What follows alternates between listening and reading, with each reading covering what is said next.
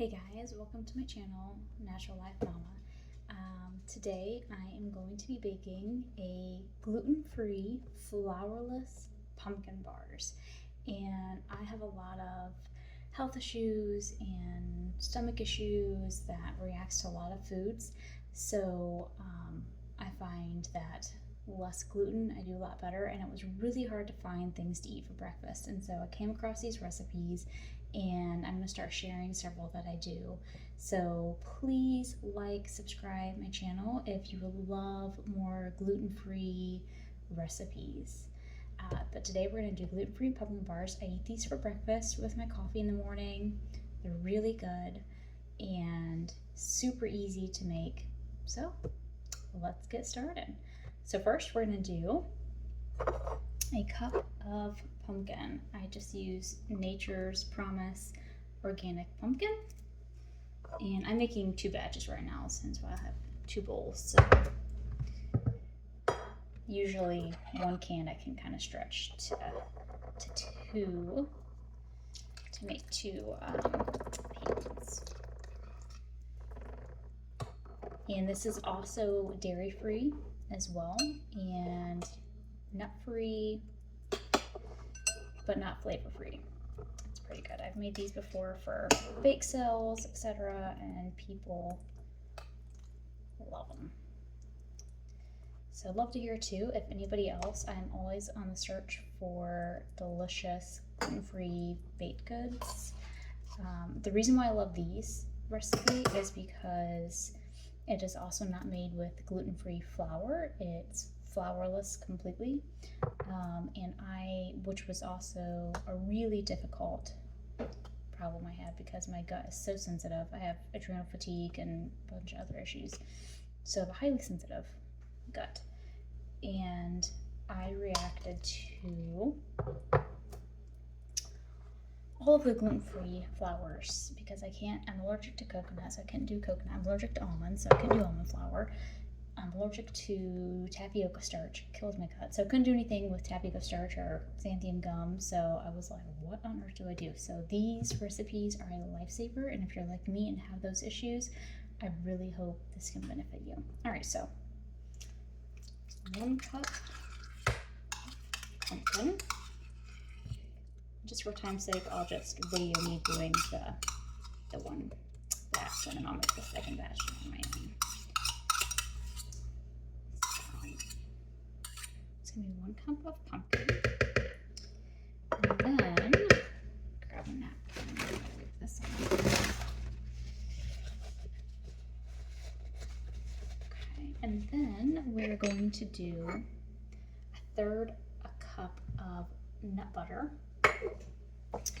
and I use Goldbowls. I use a mix of walnut butter and pumpkin butter, both by Goldbowls, but if you have a nut allergy, you can use pumpkin butter, sunflower butter, macadamia butter, etc.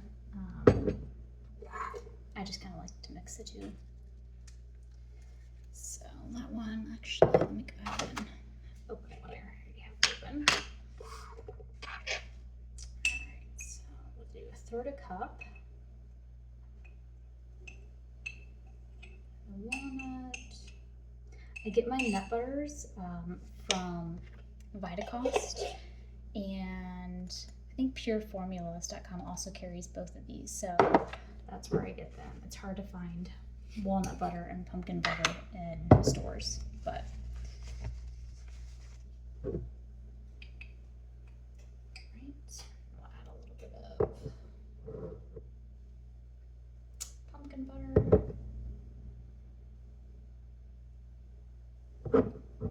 This is a little messy, excuse me as I get a little messy here. Can't afford to get messy in the kitchen, right?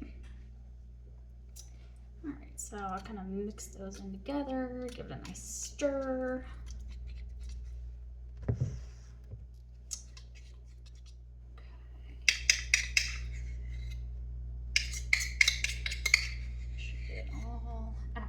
Because the nut butter is what basically gives it the substitute for the flour. so it gives it that consistency, that firmness when you're baking it.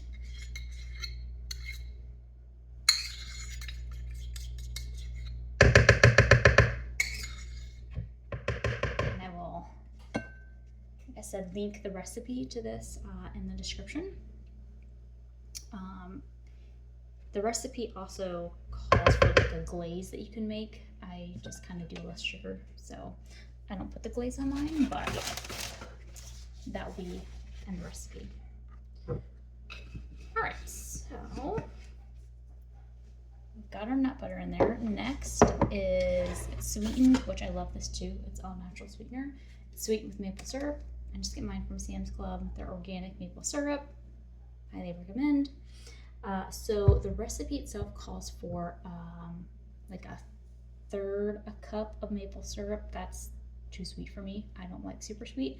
So I just do a tablespoon, but if you like your sweet, then by all means, do all the maple syrup.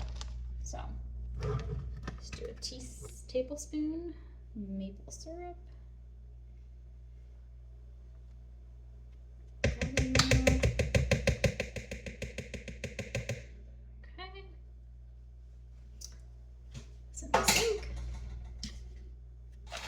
And then it's a half a teaspoon vanilla. I use Nature's Promise organic pure natural vanilla.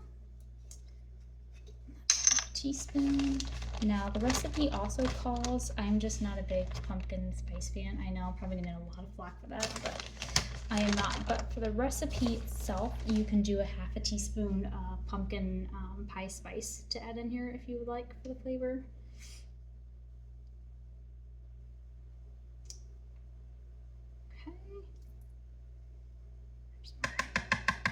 Now, I'm a little more of a vanilla-y person, so I sometimes add a whole teaspoon.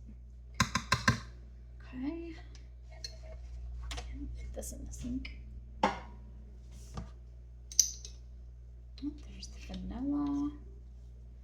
Okay, and then also the recipe calls for a half a teaspoon of baking soda. I think that just gives it a little bit more rise. I leave it out, and I used to make it with baking soda because there used to be, I think it was Heinz pure baking soda, and it didn't have like the potatoes. It was made with potato starch, didn't have the cornstarch in it, but unfortunately the company has gone out of business. They don't make it anymore. That's what I used to use because amongst other things, I'm allergic to cornstarch, and most of your baking soda has cornstarch in it. And I haven't found one without it. So I just leave the baking soda out. I haven't really noticed much difference in like the rise or fluffiness of the bars by leaving it out, and then the recipe also calls for 2 tablespoons of sugar. Again, I don't like things super sweet, so I leave that out. So the next step is just 1 egg. Whisk it, pour it in there, we'll mix it all up, put it in the oven. So put in the egg. I do eggs at room temperature. I like to kind of whisk mine before I pour it into the mixture, so I'm gonna go ahead and do that. Crack the egg. Right.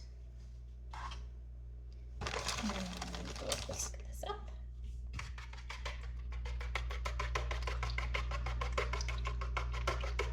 And this goes in an 8x8 pan at 350 in the oven for about 20 minutes or so. Again, the recipe will be in the comments. Kind of varies per oven. And then I usually take them out and let them kind of sit up for a while on the cooling rack. I put parchment paper in my baking pan. It's just much easier to pull it out and let them cool on the rack that way than them getting stuck in the pan. So, all right. We will give this a nice good stir. It'll be kind of, nice view here. It won't look super duper thick, but nice and mixed up here. It'll be a little runny, but it's supposed to be that way, and it cooks up pretty good. So it's kind of the consistency, and we'll pour it into the 8x8 pan and pop it in the oven, and that'll be it. So I hope you like and subscribe and follow me for more recipes. I'd love to hear what you think of them, if you've tried them, what you think of them, and if you have other recipes, I'd love to hear them. Please pass them along. Hope you have a great day.